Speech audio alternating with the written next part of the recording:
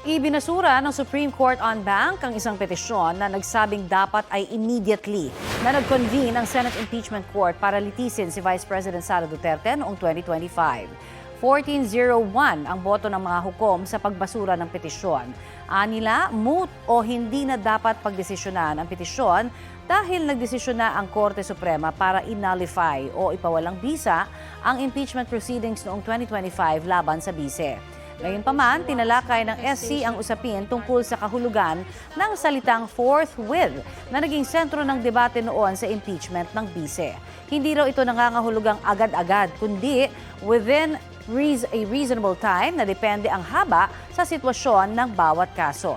Sa ilalim ng konstitusyon, may itinakda raw na bilang ng sesyon o session days para kumilos ang Kamara sa isang impeachment complaint. Kaiba raw yan sa Senado na walang time frame kung kailan sisimula ng isang impeachment trial. Nasa desisyon na raw ng Senado kung kailan babalangkas ng Senate Impeachment Court, pero dapat pa rin nilang iwasan ang undue delay. Ayon naman kay Senate President Tito Soto, may all-member caucus ang mga senador ngayong araw para talakayin ang paghahanda nila sa posibleng impeachment trial laban sa bise.